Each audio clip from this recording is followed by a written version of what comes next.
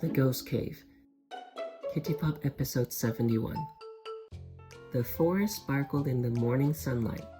The smiling sun had just risen. Somewhere, someone was snoring loudly. Lilo and Nico were surprised to find Coco sleeping in the middle of the forest.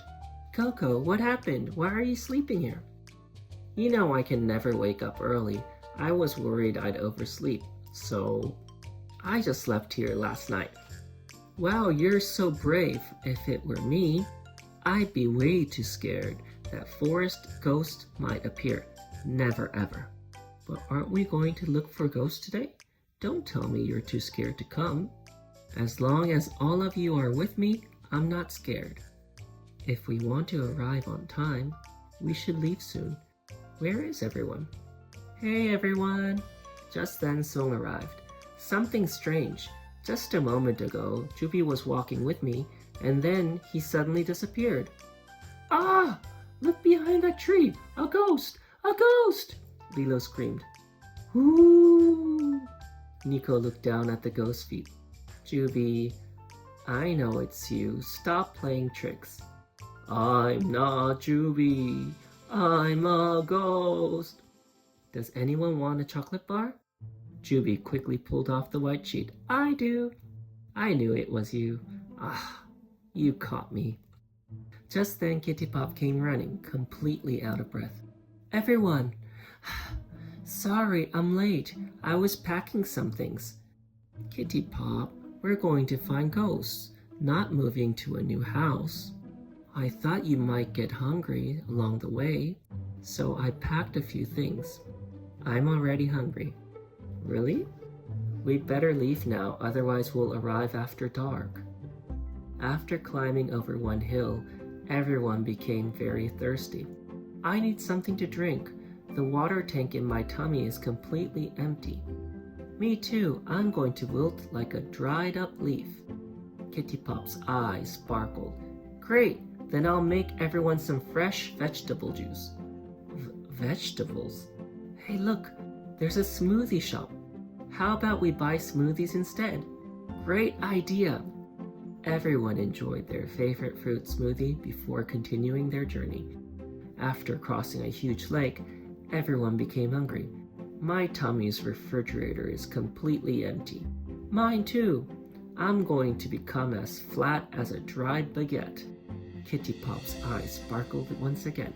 Perfect! Then I'll bake you a pumpkin pie so delicious it'll bring tears to your eyes. Pumpkin? Look over there.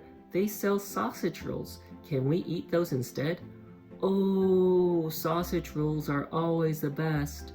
With full stomachs, the friends started climbing a rocky mountain. Kittipop struggled the most because his backpack was even bigger than he was. Kittipop, let me help. Thanks, Song. The two friends carried the heavy backpack together, but it was still so heavy that they climbed very slowly. Nico checked the time. We're much later than I expected. We should have arrived by 6, but it's already 9. Everything around them was dark and spooky. It couldn't be helped.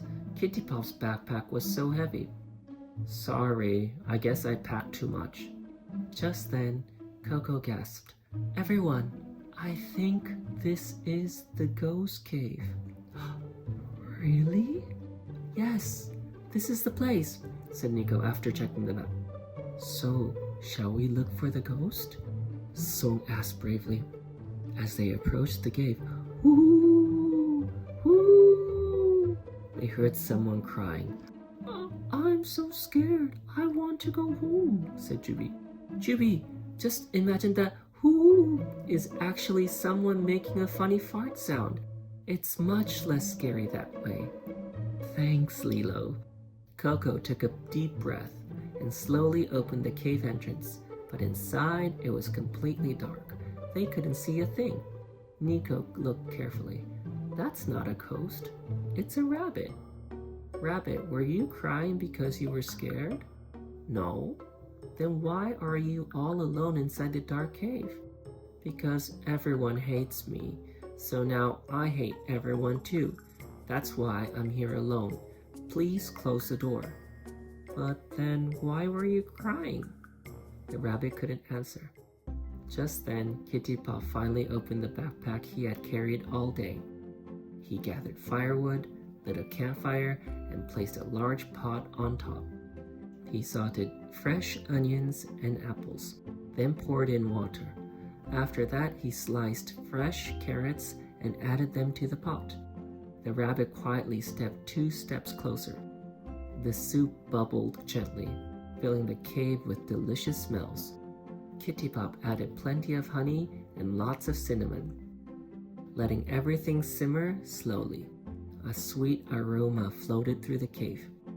Then, with determined eyes, Kittipop opened a large container.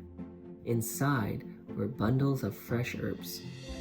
He carefully picked the freshest leaves, chopped them into tiny pieces, and sprinkled them into the soup.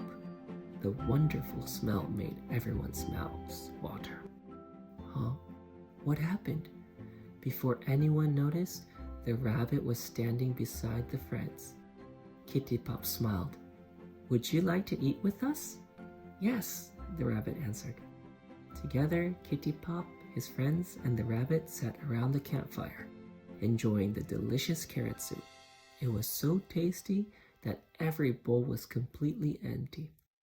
Just then, sorry, my tummy refrigerator got so full that a windy little fart slipped out. That didn't sound like a full refrigerator. It sounded more like a broken car. Everyone burst into laughter. Nico checked the time. If we leave now, we'll probably get home before 7. As soon as she said that, everyone looked at the rabbit. Then Coco handed her his favorite blanket. The cave must be really cold. I treasure this blanket, but I'd like you to have it. The rabbit's cheeks turned pink. I'm going back to my village. After eating Kittipop's cooking, I finally feel strong again. The friends were genuinely happy to hear that. The friends were still walking home. Kittipop was still carrying the backpack that was bigger than he was. Kittipop, if it gets too heavy, just tell me. I'll carry it for you, said Song. Nope, it isn't heavy at all, Kittipop answered with a smile. Chewy grinned. Kittipop's backpack isn't a burden, it's his strength. Kittipop felt happier than ever. They hadn't found a cave ghost, but they had found a new friend. They had seen her smile, and best of all, they had shared an unforgettable meal together.